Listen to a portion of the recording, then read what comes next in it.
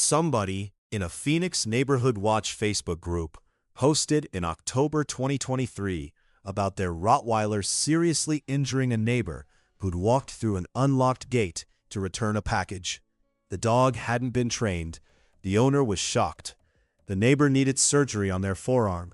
The lawsuit that followed cost the owner somewhere north of $85,000 when it was all settled, which I know because settlement figures in civil liability cases in Arizona are public record if you know where to look. I keep coming back to that case because the owner wasn't negligent in the cartoon villain sense. They weren't running a fighting operation or deliberately producing an aggressive animal. They bought a Rottweiler, loved it, fed it, walked it occasionally, and genuinely believed, I think actually believed, that a naturally protective breed would naturally protect the right people from the wrong ones without any instruction about which was which. And it's expensive to find out it's wrong. The untrained Rottweiler is not a guard dog. It's a 95 to 130-pound animal with a jaw structure built over centuries of working livestock. No framework for distinguishing a threat from a non-threat in a domestic context, and a territorial instinct that activates on proximity rather than on judgment. It doesn't ask whether the person crossing its boundary is a criminal or a UPS driver. It responds to the fact that someone crossed the boundary. That's it. That's the whole decision tree. People buy this breed expecting the protection instinct to come packaged with discretion. It doesn't. Discretion is trained, not inherited. And the gap between those two things is where most Rottweiler liability incidents live. The research on this is less dramatic than the cases, but it points the same direction.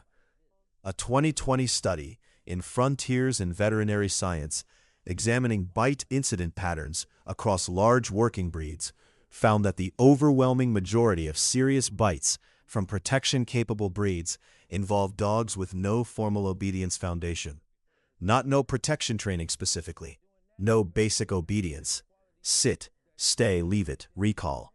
The foundational stuff that creates a dog capable of taking direction in a high arousal moment. An untrained Rottweiler in a high arousal moment is running on genetics and adrenaline.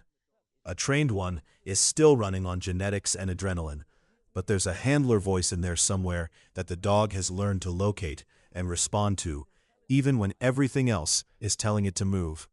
That difference sounds small.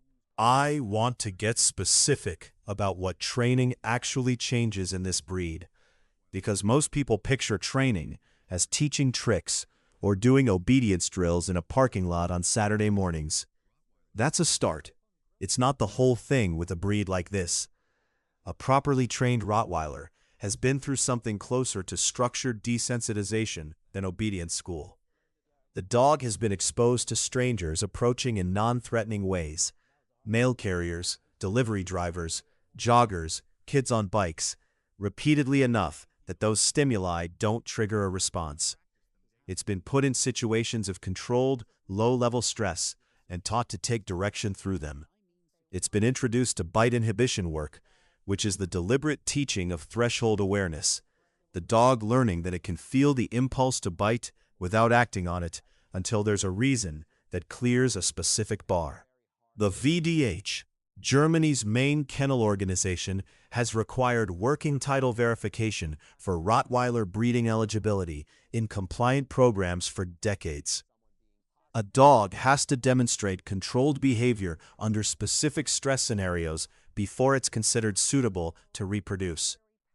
That standard exists because the people who built serious programs around this breed understood something that most American pet owners still don't. The breed's capability without a behavioral framework isn't an asset. It's a liability with fur.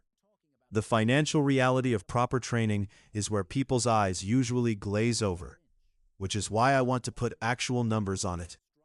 A basic obedience program with a qualified trainer, not a group class at PetSmart, an actual individual working with your specific dog, runs $150 to $300 per session. To get a Rottweiler to a reliable obedience foundation, most qualified trainers recommend 20 to 30 sessions over 6 to 8 months. That's $3,000 to $9,000 before you've touched protection training. Proper protection training with a certified Schutzhund or IPO trainer adds another $5,000 to $15,000 over 1 to 2 years if you're doing it correctly. The total cost of a genuinely trained Rottweiler, from puppy purchase through a working behavioral foundation, runs $15,000 to $30,000 when you add it all up honestly.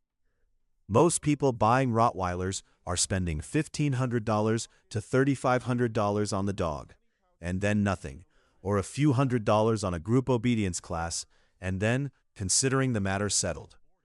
The Phoenix case I mentioned settled for over $85,000. The training that might have prevented it cost less than a third of that. Something I don't think gets said enough. A trained Rottweiler is also just a better dog to live with. Not in some abstract sense. In the daily, practical sense of being in the same house as a 110-pound animal. An untrained Rottweiler pulls on the leash, jumps on people who come through the door, doesn't recall when it's chasing something, resource guards around food in ways that create genuinely dangerous situations with kids, gets reactive with other dogs on walks in a way that's physically impossible to manage at that size without training. I've talked to Rottweiler owners who describe their untrained dog as exhausting in a way that makes them not want to take it anywhere, which means the dog gets less socialization, which makes the reactivity worse, which makes them take it out less. A degenerative cycle that ends with a dog that's been under-socialized for 2 years and has 110 pounds of muscle to back up whatever it decides to do next. Training doesn't just make the dog safer. It makes the dog possible to actually live with. That's the part nobody says in the marketing materials. A trained Rottweiler is one of the most impressive animals you can share space with. Composed, attentive, capable of reading a room in a way that feels almost unsettling when you watch it happen. The bite force, the structure, the centuries of working genetics, all of that is still there. It's just been given a framework to operate inside instead of running loose. The untrained version of the exact same dog isn't dangerous because Rottweilers are dangerous. It's dangerous because a highly capable animal with no behavioral structure is dangerous. And the owner who didn't build that structure is the one who ends up in a courtroom in Phoenix explaining why they thought a naturally protective breed would make the right call on its own. It won't. It never does.